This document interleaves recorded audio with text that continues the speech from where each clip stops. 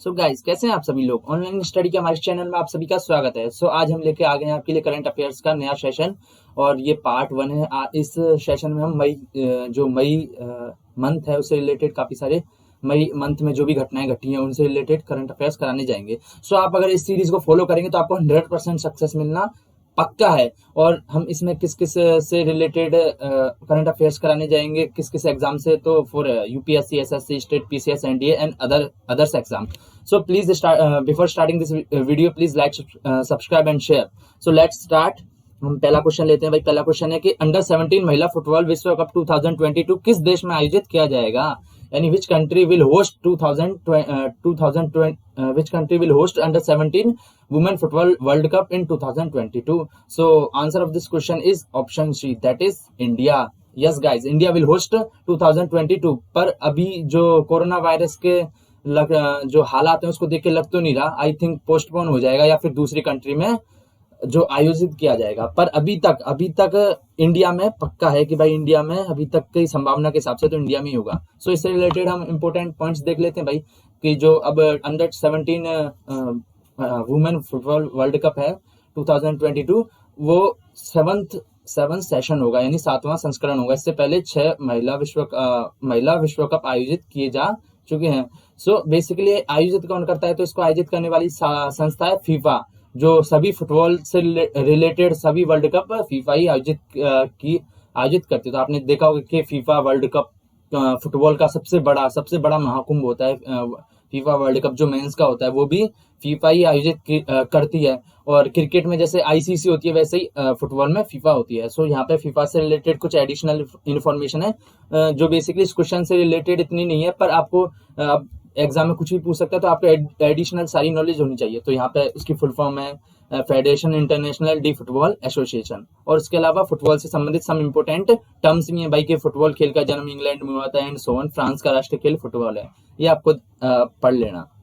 Screen को pause करके। Next question is कि किस शहर के चीकू को भौगोलिक संकेत यानी जियोग्राफिकल इंडिकेशन जीआई टैग प्रदान किया गया है। बेसिकली पहले ये देखो भाई जीआई टैग होता क्या है। तो जीआई टैग वो होता है कि जैसे किसी एरिया में जो चीज है ना, जो उत्पाद है वो किसी स्पेशल एरिया में पाया जाता हो और उस एरिया में उसकी कुछ अलग ही क्वालिटी हो। जैसे फॉर एग्जांपल मैं बात करूं कि आगरे का पेंठा, तो जो आगरा में पाए जाने वाले पेंठा है वो काफी मीठा होता है और उसकी अलग ही खासियत होती है। तो इसलिए उसको हम नाम से कैसे बोलते हैं, आगरे का पेंठा। कि वो उत्पाद के साथ, उस प्रोडक्ट के साथ उस एरिया का भी नाम जोड़ दे जाते हैं।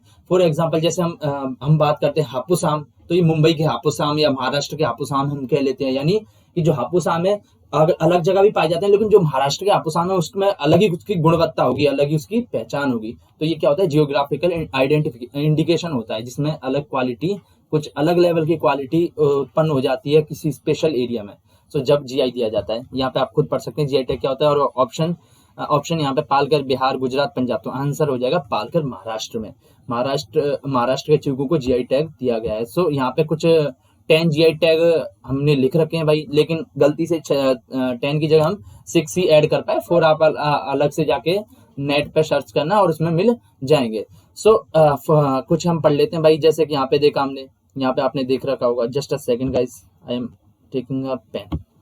हाँ, तो यहाँ पे देखो, यहाँ पे जो है डल्ले खुरसानी मिर्च को टैग दिया गया सिक्किम का स्पेशल मिर्ची होगी, जिसको क्या कह सकते हैं हम, सिक्किम की खुरसानी मिर्च। यानी हम सिक्किम की खुरसानी मिर्च बोलेंगे तो उसकी अलग खासियत होगी, जैसे पाकिस्तान के बासमती चावल।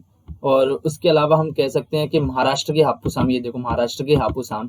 समझ गए होंगे, बाकी आप खुद पढ़ लेना ये पॉज करके। किस संगठन ने दुनिया का सबसे बड़ा और सबसे शक्तिशाली अंतरिक्ष विज्ञान दूरबीन जेम्स वेब स्पेस टेलीस्कोप विकसित किया है? कौन सा संगठन है, कौन सी एजेंसी है जिसने बनाया? तो ऑप्शन है NASA, space x, Roscosmos and ISRO. Answer of this question is NASA. NASA America की एजेंसी है। इससे रिलेटेड हम अभी इंफॉर्मेशन पढ़ेंगे। पहले और देख लेते हैं। स्पेस एक्स एलन मस्क के द्वारा चलाई जाती है। इसरो इंडिया की स्पेस एजेंसी है। हम कुछ इंपोर्टेंट पॉइंट्स देख लेते हैं कि अमेरिकी एजेंसी नासा ने जेम्स वेब टेलीस्कोप को भेजने की तैयारी कर रहे हैं। बेसिकली ये करेगा क्या, ये करेगा कि जो दूरबीन है ना, जो एक तरह से दूरबीन क्या नजर रखती है, तो एक तरह से अंतरिक्ष में जाके जो पूरी पृथ्वी है उस पर नजर रखेगा।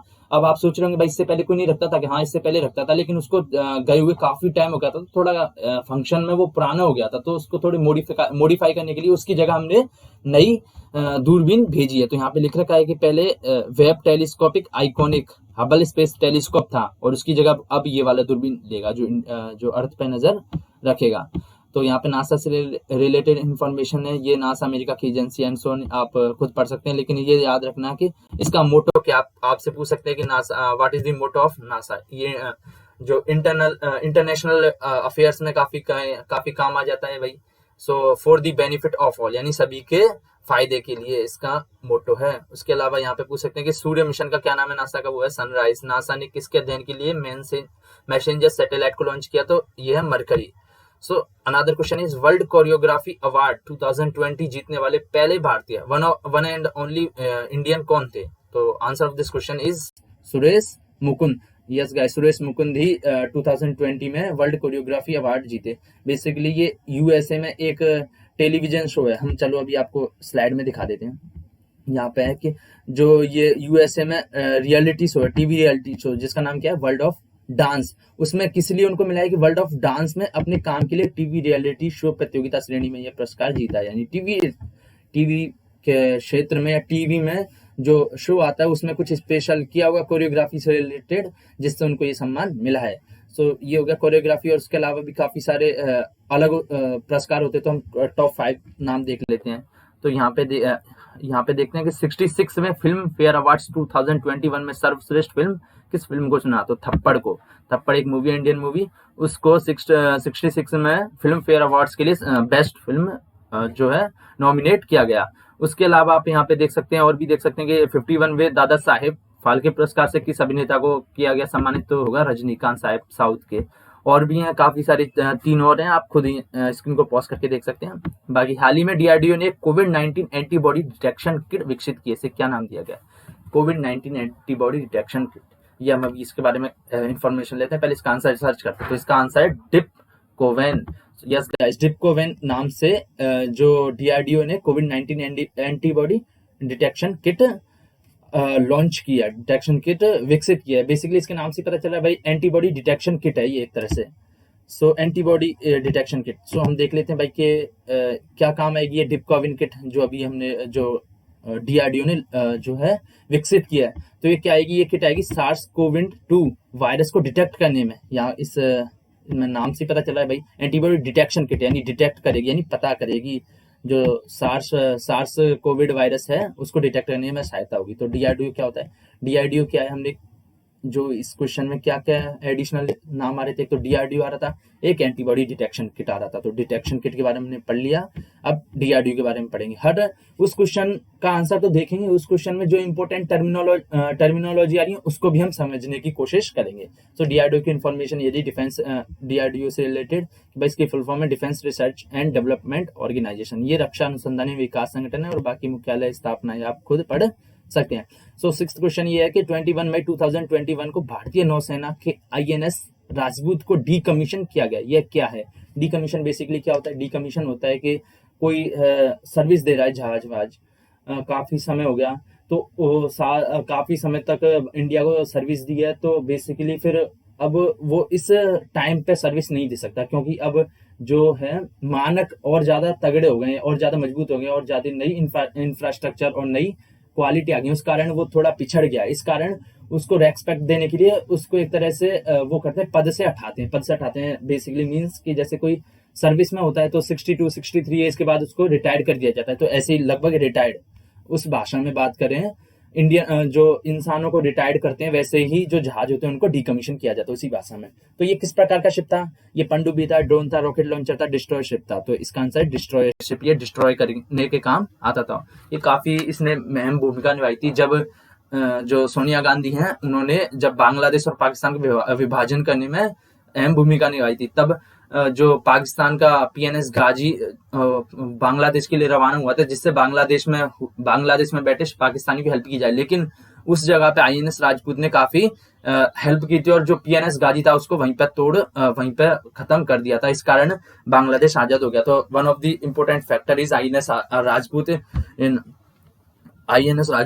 इन that war. So some additional information पढ़ लेते हैं। 21 मई 2021 को भारतीय नौसेना के पहले डिस्ट्रॉयर INS राजपूत को भाई डीकमीशन किया गया। तो ये लगभग 41 सालों से इसने अपनी सेवाएं दी हैं, आप आराम से पढ़ सकते हो। तो इंडियन नेवी है, इंडियन नेवी क्या होती है, क्योंकि ये देखो जो ये INS राजपूत है वो इंडियन नेवी से रिलेटेड है। अभी हमने देखा भारतीय नौसेना, तो इसमें सबसे इंपॉर्टेंट चीज क्या है, INS राजपूत के बारे में हमने अभी पढ़ लिया। अब भारतीय नौसेना के बारे में पढ़ते हैं, क्योंकि दो टर्म आई है ना इसमें इंपॉर्टेंट, तो भारतीय नौसेना के बारे में यहाँ पे आप काफी सारी चीजें लिखी हैं, आप पढ़ सकते हैं। देखो एक ये देख लेते हैं, INS कर्नाज भारतीय नौसेना में शामिल किया गया। ये क्या है, ये पनडुब्बी। आपसे पूछ सकते हैं भाई INS कर्नाज क्या है, ये एक पनडुब्बी है। और भी other information you can read yourself. So June 2021 में होने वाली G7 के स्वास्थ्य मंत्रियों की बैठक की मेजबानी कौन करेगा। तो G7 क्या है, बेसिकली G7 हम अभी देखेंगे, पहले इसका आंसर देख लेते हैं कि भाई जो G7 के स्वास्थ्य मंत्रियों की बैठक होगी उसकी मेजबानी कौन करेगा। तो यानी G7 में हो G7 के स्वास्थ्य मंत्रियों को होगी। तो option Cambridge, Harvard, Monash, Oxford. तो right answer of this question is Oxford University. ये देखो रेड मार्क हो रखा है, पूरा रेड लिख रखा है, तो इससे साबित होता है कि Oxford university is right answer. So basically इसका जो है मेन मोटिव क्या होगा, इसका उद्देश्य क्या होगा, इसका उद्देश्य होगा कि जो नेता है ना, जो इस G7 यानी 7 कंट्रीज हैं, 7 जो है यूरोपियन और एक जापान और एक और कंट्री है, वो सातों की सातों कंट्री हैं जो एक तरह से विकसित कंट्री कह सकते हैं उनको, विकसित कंट्रियां। वो उस विकसित कंट्रियों के जो हेल्थ एडवाइजर हैं वो इकट्ठे होंगे और क्या करेंगे, सभी देशों की आर्थिक विकास और कोविड-19 महामारी से संबंधित मुद्दों पर चर्चा करेंगे। और इस बैठक की मेजबानी हमने अभी देखा कि भाई ऑक्सफोर्ड यूनिवर्सिटी करेगा।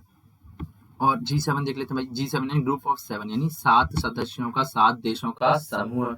और इसमें क्या, इसमें जो विकसित हैं वो लोग विकसित देश हैं, जैसे अपना इंडिया विकासशील है, विकसित नहीं है।